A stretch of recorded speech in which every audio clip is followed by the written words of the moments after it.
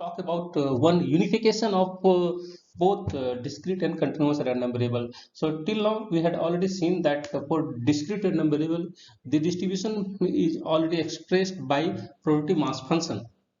And when we are talking about continuous random variable, that we need to come with continuum in fashion that there we need to introduce probability density function. So two different thing for two different kind of random variable. But what will happen if mixed kind of thing is coming? So that's way whether a random variable is discrete or continuous or irrespective of whatever, what you do, you can unify all those various kind of random variable into a single platform that we are calling it cumulative distribution function, through which you can explain everything in together. So that is the approach in today's lecture we will discuss in detail. So before going to discuss about that cumulative distribution function, and simply people also calling it just distribution function. Okay, so I will talk about recap of the previous class, and afterward I will introduce cumulative distribution function and few examples. So coming to outline of my today's lecture, I would like to discuss about few example from continuous random variable as a recap. That means we will talk few more things from the previous lecture, and afterward I will define cumulative distribution function and the benefit of cumulative distribution function. We will see it how it is beneficial, because sometimes it would be very difficult to calculate probability mass function for a given for a random discrete random variable, very difficult. But what is happening, if you are able to somehow find cumulative distribution function, from there you can easily derive probability mass function. So that is the benefit of deriving cumulative distribution function. So many times it is very difficult to calculate probability mass function or probability density function, but the calculation of cumulative distribution function, it would be relatively easier. And once you are having that cumulative distribution function, from there easily you can derive probability mass function if the random variable happens to be discrete, or probability density function if that corresponding random variable happens to be continuous random variable. Then we will go to talk about other things. And coming to recap of the previous class, here I will talk about again expectation, the geometric representation of expectation as an area under the rule of expected value rule that we are calling it. So both for both kind of random variable I had already explained, but here I will go to a specific. Here I will take a random variable which is continuous, but it would be a uniformly distributed random variable. That means uniform random variable. Regarding uniform random variable, several times I had already told that. So uniform random variable over the interval 0 to 1, then what would be a range of this one? Anyone would like to comment over it? If suppose we are defining a uniformly distributed random variable over the interval 0 1, then what would be range of that? Anyone? From where to where it will be defined? What kind of value x will observe if it is defined over uniformly within interval 0 1? What kind of random variable, what kind of value x will observe? Anyone would like to comment over it? It is a self-mapping kind. If you're talking about uniform random variable over a unit interval 0 1, then that happens to be always a self-mapping. That means self-mapping means it is a map from the set, from a set to the same set. So it is the same. So uniform random variable over interval 0 to 1, it is a self mapping for from unit interval 0 1 0 to 1 to 0 to 1. So all these are from math 1. You might have already seen that. Also in high school you might have already seen that. So I am defining in very layman way uniformly distributed random variable over the interval 0 1. How? So suppose x be a random variable, that one is equally likely to take any value from the interval 0 1, then we can due to this equally likely assumption, uh, in the case of continuum fashion, when x is observing value in continuum fashion, then what is happening? Continuum fashion, that means x is observing value either from interval or from sub union of sub intervals. So that is the perspective when x is taking value in continuum fashion. So and hence we can say that if you are taking any event for the that kind of random variable, the probability, if and it is happening following the equally likely assumption, then we can easily see that the probability of for that event would be equal to just length of the corresponding subinterval, length of the corresponding subinterval, or a is any subset of the interval 0 1. That means a would be either a interval or union of subinterval. Okay, so that is the situation. So simply I would like to say that the way I have defined here x through equally likely assumption, I would like to say that x is actually uniformly distributed in the interval 0 1, but in continuum fashion, that x can take any value between 0 1. Okay, between it is taking continuum value, not discretely, it is taking continuously, so it will have a probability density function appeal. So anyone would like to comment what would be probability density function for this random variable? In last class I had already discussed about how to calculate probability density function for a uniformly distributed random variable. So what could be probability density function for this random variable? Anyone? So probability density function would be 1 for when x is observing value from the given interval 0 to 1, and the density function is 0 outside the interval. We are not worrying about outside the interval, that means that one is mapped to 0. So density function for this uniformly random variable, it would be just binary kind of situation. It is taking value 1 or indicator function kind of situation. We can say that if x is not coming from the interval 0 1, then density would be 0. Outside the 0 1, we don't see anything. So it is if you want to plot this one, so plot is something like plot of density is coming like this one. So x is observing value along the horizontal axis between where to where, between 0 to 1. This one is 0, this one is 1. Okay, and what is the this is vertical axis is talking about point is density of point, how point is distributed along the x-axis. So we can say that the point is distributed only between 0 to 1 with uniform density, equally likely situation. That means everywhere density in the interval 0 to 1 is same. That density is what? 1. Density is 1. And outside 0 1, we don't observe any density, so it is 0. Outside before 0 also it is 0, so it is coming like this way. So in better to distinguish the 0 observability out of the interval, we put it here a square bracket. So in this here we observe density of this random variable 1, and outside this we are observing there is 0 density. Outside this we don't observe any number. Okay, so that is the plot of density function for this uniformly distributed random variable. Now we are having a uniformly distributed random variable. I will try to relate it with Riemann integration. I told that whenever you are taking an interval, so interval, if you define a random variable over that interval, that would be definitely in the continuum fashion, like as a continuous function, then definitely we will have a continuous random variable. So that is the perspective. So we are having x is a uniformly distributed random variable, and we are defining a new random variable as a function of x, so that y equal to phi of x. So how we can calculate expectation of y? So the similar process what we in previous class we had already expressed. So here density is what it is talking about. In the finer way, we can say that density is what probability per unit area in a subinterval. So we have to introduce partition. So with respect to that perspective, same perspective is coming here. So expectation of y we can easily calculate in the limiting form of that we observe probability in a ith subinterval, where how we calculate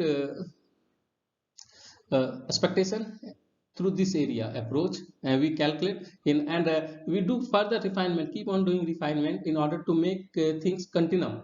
And in that perspective, we know that here the density is 1. So what will happen? So this probability, it would be approximated by product of f of x times width of the ith interval, that one is delta. So this probability, and we know that this density is equal to 1. So and hence this summation will be just equal to summation phi of xi I varies from 1 to n, and here you can relate it, delta tends to 0, and hence we can say that n tends to infinity. That means we try to do further a lot of refinement. That means we are increasing n. So here we can write it like this way: I varies from 1 to n. If there are n number of partition points, so and we are taking limit n tends to infinity or delta tends to 0, both are equivalent to each other, and finally it will be converted into in this Riemann integral. That means what does we do? Delta is talking about the width of the subinterval, and hence it will be converted into what? Dx, and phi of x simply xi what it becomes? It becomes a just a, arbitrary point, and this summation it will be converted into integral. So that conversion, even from class 12th, that. And if you want to see the geometry of this one, so it is coming like this way. So suppose here what is here domain omega is also interval 0 1 for this uniformly distributed random variable over uh, interval 0 to 1. So we can say that 0 is starting from here, 1 is starting from here, over which we have defined a function y. You call it y is phi of x. Okay, so it is just finding the expectation y is equivalent to finding this area through the Riemann integral approach. That is the a story for a specific uniformly distributed random variable. If you take another random variable, shape will change, different scenario. Here change will happen here along this horizontal axis. Okay. Coming to one more example, where we will see continuous random variable. That in last lecture I discussed about exponential random variable. That happens to be a continuous random variable. And what was the density of exponential random variable? Anyone? Name itself suggests that definitely it will involve exponential. So suppose lambda is the parameter of that. So e to the power minus lambda time e to the power minus lambda x for densities for exponential random variable when x is greater than or equal to 0. When x is observing non-negative value, that means greater than or equal to 0, then density is we observe uh, what positive density, that one is lambda time e to the power minus lambda times x. Okay, and if x is uh, taking negative value, for that density is 0. That means x is not observing any of the negative value. Here in the exponential random variable, x is corresponding random variable x is just observing only non-negative random variable. That non-negative means greater than or equal to 0. Okay, so this one is the density, and we will try to model a problem with the help of this exponential random variable. And in short, if you are taking a random variable having this kind of density, in short you can express this one uh, as x exp with the involved parameter lambda. Why lambda is very much important? Because we know that we had already seen that if you try to find the expectation of this exponentially distributed random variable, then expectation is 1 by lambda. And if you find variance of this exponentially distributed random variable, then variance would be 1 by lambda square. So both here expectation and variance are actually parameter, both has been expressed in term of lambda, and hence we say that lambda is a very important. This one is important parameter of exponential random variable, because here we are able to express expectation and variance in term of lambda. So that's way just need to know lambda from the distribution, and then you can calculate variance and expectation, everything whatever you want to calculate. Okay, so question is like this way here. It is related with meteorite landing. Some that means heavenly body is falling from heaven to here in earth. Okay, so that situation is coming here. So suppose the time until a small meteorite first lands anywhere in the Sahara desert is modeled as an exponential random variable with mean time is 10 days. We here unit of time is days, we measure in day. So suppose the time we express is through a random variable x, and it would be exponentially distributed. And what is the mean? That means expectation of this random variable, the distribution of time, it would be equal to 10, and hence we can get value of lambda. What would be lambda? Lambda would be equal to 1 by 10, because expectation is what, 1 by lambda, and hence we lambda would be 1 by 10. So lambda is already given to you. Okay, now question is coming like that: the time is currently midtime, the current time is midnight. Then we have to find what is the probability that a meteorite first lands sometime between 6 a.m. and 6 p.m. of the first day. So that this probability we have to calculate. This probability we can calculate with the help of the exponential random variable, because it is already given that if something falling from above on the earth, and definitely it will keep on deteriorating. So we have to, so as time goes, as time elapses. Okay, so we measure the, so consider the, introduce the random variable x. It measures the time elapsed until the event of interest. Okay, and also we measure x, this one, in days, because it is given already day, and hence we can say that the associated time elapsed, it is exponentially distributed with lambda, parameter lambda. Okay, and mean is given already, mean time is already given, that one is 10. So from here you can easily calculate lambda would be equal to 1 by 10. Now our desired probability is what? Our desired probability that x is lies between 6 a.m. to 6 p.m. 6 a.m. is means first quarter of day, that means you have to convert into day basis, first quarter of day, and 6 p.m. is what, 3/4 quarter of day. So that's way this event can be expressed in term of fraction like that: x lies between 1 by 4 and 3 by 4. That means we need to calculate from the probability perspective. What does it say? The x lies between 1 by 4 to 3 by 4. So simply x is taking value in continuum fashion, and it is continuous. X is taking value continuously. So suppose 1 by 4 it would be here, and 3 by 4 it would be here. Okay, so we are trying to calculate probability that x is taking value between these two. So what will happen easily? So this part you can say that x is taking value up to 1 by 4. X here in this region we say that x is less than equal to 1 by 4, and likewise if you try to see up to this region, then here what we say?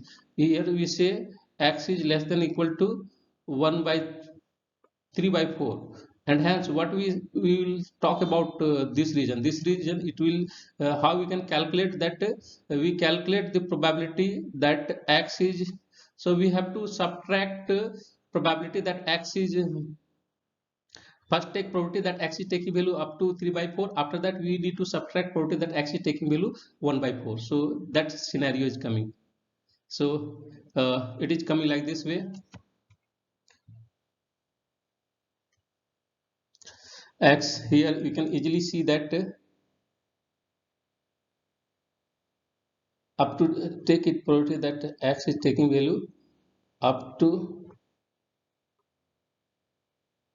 3 by 4 minus probability that x is taking value up to 1 by 4. That scenario is coming. Okay, so that is the scenario, or it is like representation is like this one. I can say it like this one. Okay, just simplify it and you will get the solution. The solution is coming 0.04. That means probability is very, that desired probability is very less. It is around 5%, you can say that. And one more result with respect to exponential random variable is that if you are willing to calculate probability of x less than equal to a, it would be relatively difficult. And there is a relation: probability that x is taking value up to a, it is equal to probability that x is taking value 1 minus x is taking value greater than a. So this relation is coming. So here, from here we can say that what is the probability that x is greater than a, that right tail probability. This we can say that right tail probability. It is very easy to calculate. That expression of right tail probability is very simple. It is very taking very simple structure, and that one is expressed in terms of exponential. So that's way what you do in order to calculate probability of event up to x. What you do, always try to express probability in term of tail probability. This one is tail probability afterward x, tail, right tail probability what we are calling it. And this easily you can derive it from the PDF of the exponential random variable. And so though both expression I have already written here, you can see the derivation is very simple. That means either you proceed with the probability density function, and how you can calculate it, this you can calculate it through that integrate from minus infinity up to a of the corresponding PDF, that lambda times it e to the power minus lambda time x. Okay, and we know that from minus infinity to 0 it would be 0, density is 0, and just we need to integrate from 0 to a only. Otherwise also you can calculate this probability directly from the what density as well. So what does it say? It is talking about right tail probability. That means we need to integrate from the density function from where to where, from a to infinity. So whichever you find easy, integrate the find the corresponding probability using the density function easily. Whichever you find easy, both are easier, you can easily calculate. So here we don't need to integrate much. Here we know that it will uh, it is non-zero here. If suppose a is positive, then this would be this density would be always non-zero. So easily what is it? It is a definite integral. We can get the integral of this one, very simply we can get the integral of this one. That would be what? Exponential e to the power minus lambda I. Easily you can calculate all these. Coming to main important part of this lecture, that we will talk about cumulative distribution function. So it is what I told, that it is one idea of unification of continuous and discrete random variable. So it is just talking about probability up to certain point. So if you yes.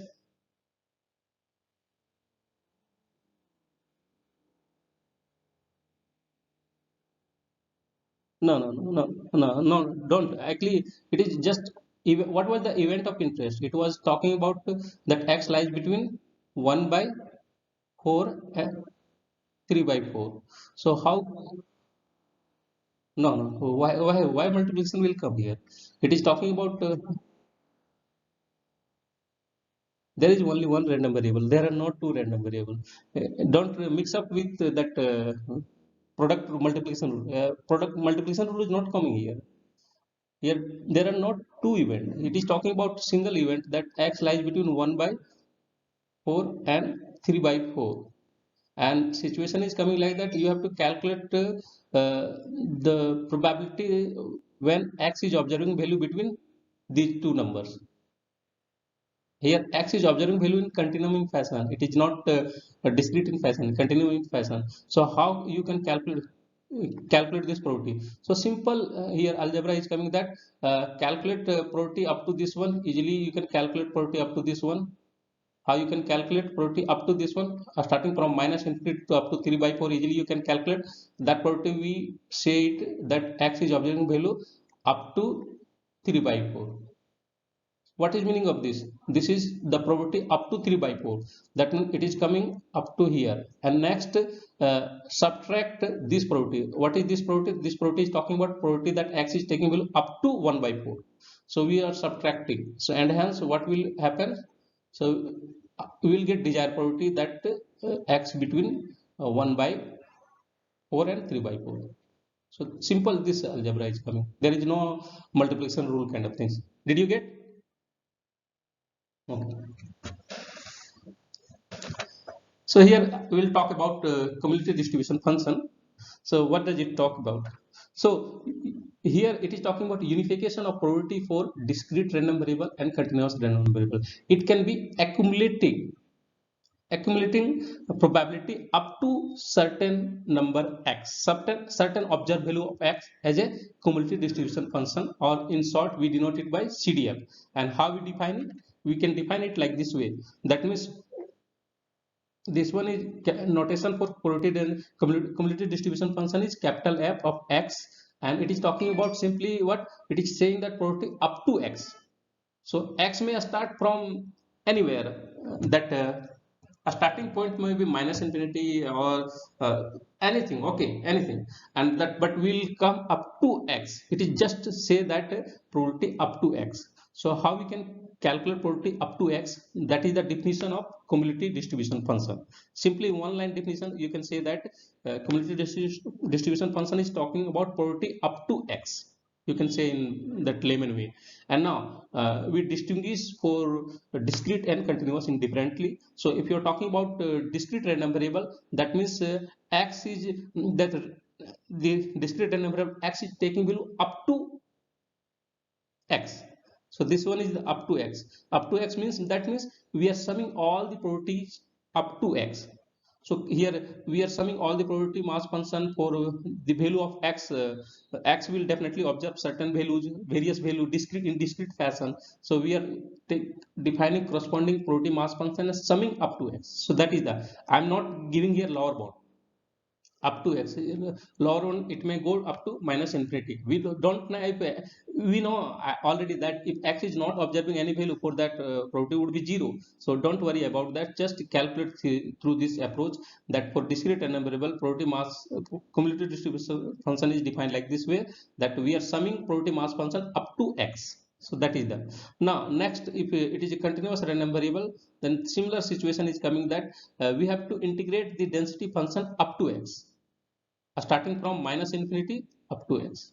Okay, so that is, so minus infinity, that don't worry that whether x is observing negative value or at most negative value or not, because if x is not observing that value, so for that perspective density would be 0. So simply 0 will come, and integration of 0 is 0, meaningless to talk about this. That's way we always, up to, when up to word is coming, always try to integrate or differentiate or sum from minus infinity up to that point. So this is the definition of cumulative distribution function. And here you can say that when you talk about discrete random variable, you are dealing with summation. When you talk about continuous random variable, you are dealing with integration.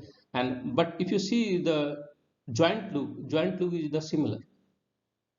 The definition of cumulative distribution is having a single unified definition. That's why cumulative distribution function is really interesting. Also it is very directly talking about probability. If you go separately, in case of discrete random variable, probability mass function is talking about probability verified. But when you come about continuous random variable, that density function is talking about density, how much the value of x is dense to each other. So that one is a little bit secondary kind of approach to describe probability. So but when we talk about cumulative distribution function, it is always talking about probability up to x. So that is the benefit of cumulative distribution function. So a random variable associated with a probability model has a always has a CDF, that means cumulative distribution function, regardless of that whether that random variable is a discrete, continuous, or mix, or any kind of things. Okay, so what will happen that in the case of discrete random variable in association with a cumulative distribution function,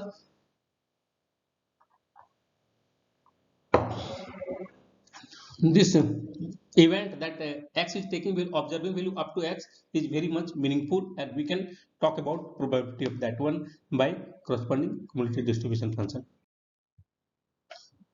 Here I will take an example. Also this example will talk about a benefit of proceeding with cumulative distribution function.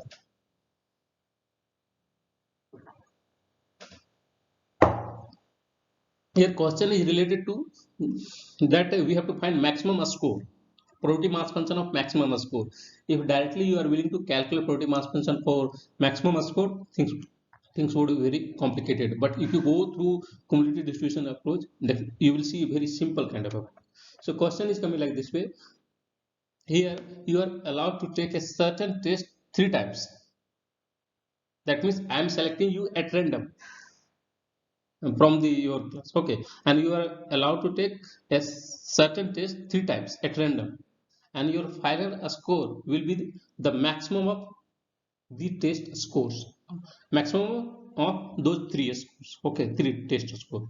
Thus, we can say that the desired random variable is what? X is what? Maximum of x1, x2, x3, where x1 is talking about score in the first test, x2 is talking about a score in the second test, x3 is talking about a score in the third test. Okay, so easily we can say that randomness is coming where? Here it is, x is totally random in nature. Why? Because x is here, I'm picking a student at random, so that's why from that randomness has been originated.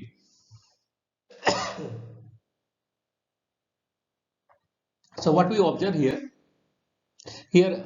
we are defining maximum of x1, x2, x3. So x would be what? X would be we can say that it is a function of x1, x2, x3, and hence we can say that x is again a random variable. Why? Because it is a function of three random variable. So x is again a random variable. Now we have to find the distribution of this x. Okay, so for that few more assumptions are given here. What are the? So we assume that your score in each test take one of the value from 1 to 10 in discrete fashion. In discrete, because definitely three tests, you are participating in three tests, and it is all about a score. So a score can't come in continuum fashion. Always it is coming in generally it is coming in discrete fashion. So each xi is a discrete random variable. That one is observing value between 1 to 10, and with what is the probability? That one is equally likely situation is 1 by 10. So if you talk about probability mass function of so here xi happens to be discrete in nature, so it will have a probability mass function. So easily we can get the, from this assumption we can get the probability mass function of xi. Suppose I am writing it I. So equal to 1 by 10 for k may take any value between 1 to 10. This assumption is already given. Okay, now we have to find the probability mass function of x. So if directly you want to calculate, things are very complicated. Okay, what we do, we will in place of that we will first find probability cumulative distribution function that of x. That means x is also observing. If xi are observing discrete random variable, then function of a discrete random variable again happens to be a discrete random variable. So that's way it will have a discrete value. Okay, so again if you talk about value of x, it will take value between 1 to 10. X will observe value between 1 to 10. So that's why these are discrete random value.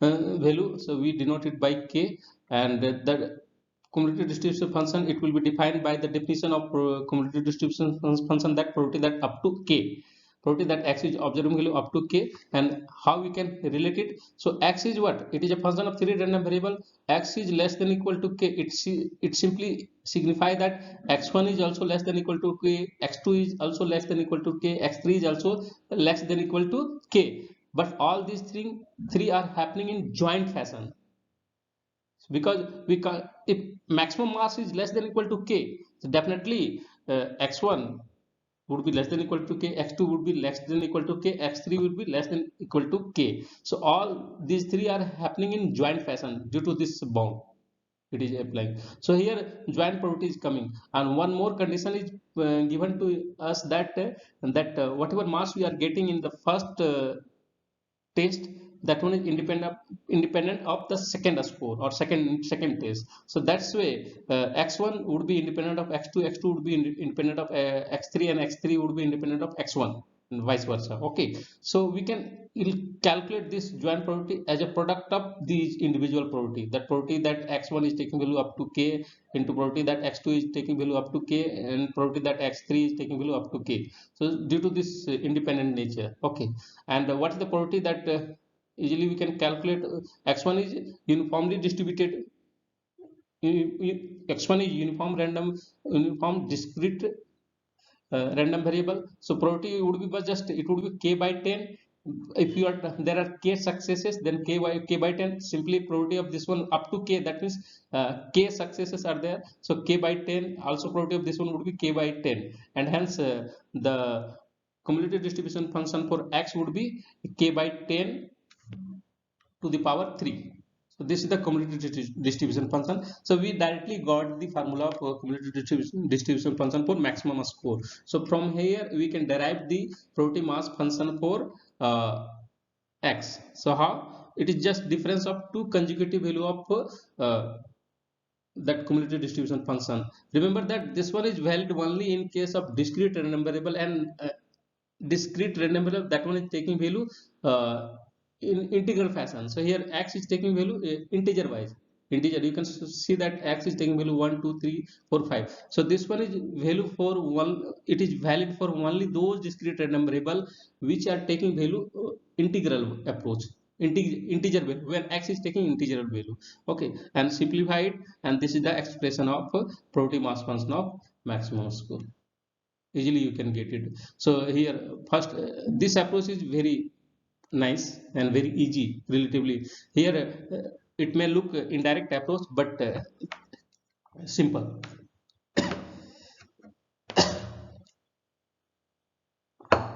I will talk further about cumulative distribution function.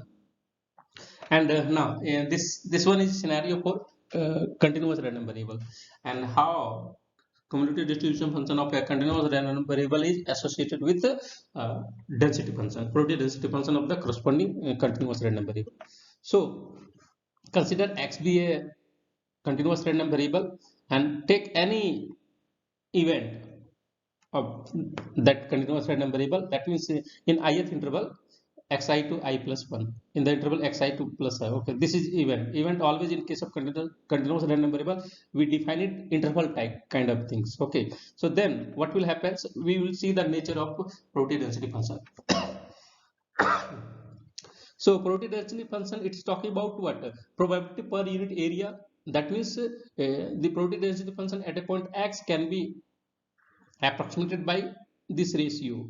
That means find the probability that x is observing value to xi plus 1 and divided by the width of that subinterval, width of the, so this is the ratio, and you do further refinement, keep on doing refinement, what will then finally it would be equality will come. And we know that we try to express this one in term of probability, this event in term of again what I told, that separated probability, that always you call it, this point is xi, in order to take benefit of cumulative distribution function. So this further it can be expressed as that probability up to xi plus 1, and we have to subtract this tail probability. Okay, probability that x is observing value up to xi. So this, and what is this? This one is uh, cumulative distribution function, value of cumulative distribution function for xi plus 1, and this one is value of cumulative distribution function for xi, probability up to xi, that we are saying that. So we can say that the probability density function at a point x can be approximated by the difference of cumulative distribution function divided by the width, corresponding width of the interval. So what kind of form it is taking, you can look into the definition of derivative from first principle. So if you take here delta, suppose this width we call it delta, represent it by delta, and delta take a approach suppose it is approaching to 0, then what kind of structure it will take? It becomes just derivative of the cumulative distribution function with respect to x. It is directly coming from the first principle of definition of derivative by first principle directly. So we can say that the density function is what? It is actually for continuous random variable, density function is actually derivative of cumulative distribution function. So that is the relation. So directly we see the relation between density function and cumulative distribution function. Now we talk about further that monotonicity of cumulative distribution function. So suppose we are taking two event, x is observing value up to x and x is observing value up to x dash. Okay, so easily we can say that if here x is less than equal to x dash, then we can say that this event is a subset of this event, and this will imply very simply it will imply that it is taking lesser value, this event is taking lesser value, so corresponding probability would be less than equal to this probability. So simply what from here what is this one? This is what simply talking about the value of cumulative distribution function It is talking about, or this one is value of cumulative distribution function at point x bar, x dash. Sorry. Okay, so here easily we can see that if x is less than equal to x dash, then corresponding f of x would be less than equal to f of x dash. So what scenario we observe here? We observe that it is monotonically increasing with respect to x. If you increase the value, corresponding cumulative value of cumulative distribution function would increase. So it is increasing in nature. Simply always what will happen, so whether it is a continuous random variable or discrete random variable, the cumulative distribution function would be always increasing in nature. So, and further, if you talk about, suppose, what is the value of cumulative distribution function when x is equal to infinity? That means you are observing every value of x. So, if you are observing every value of x, that means that event is this event is what? It is a certain event. That means you are observing every value of x. So what is where this event will map back? It will map back to sample space completely. And what is the property of sample space? It is always equal to 1. So and hence we can say that value of cumulative distribution function at plus infinity, it is always equal to 1. Now we come back to discuss about negative infinity. Negative infinity, that means what is this means? It is possible to visualize negative infinity? Not. It is impossible event. It is associated, x is equal to minus infinity is associated with impossible event. So that means what is the property of impossible event? That one is equal to 0. So these two value of cumulative distribution function, easily you can get it. And what we observe, that we know that initial value of cumulative distribution function and the final value, that means f that cumulative distribution function, it will take value between 0 and 1. It can't go beyond 1 and it can't take behind 0. So the cumulative distribution function is taking value between 0 and 1. So that's why it is a probability. So always cumulative distribution is talking about probability, because probability also falls between 0 and 1 only. Okay, and if you try to geometrically visualize, the geometry is coming like this way. So irrespective of your nature of discrete random variable, so whether it is irrespective of nature of what we call it, whether it is continuous or discrete or whatever. So overall, if you try to see that this is the actually cumulative distribution function of normal distribution, we can say that in normal distribution. Later I will talk about central limit theorem. From there you will see that. So if you increase x, you can observe that this is the plot of distribution function. It is increasing in sigmoid fashion and tangential to y equal to 1.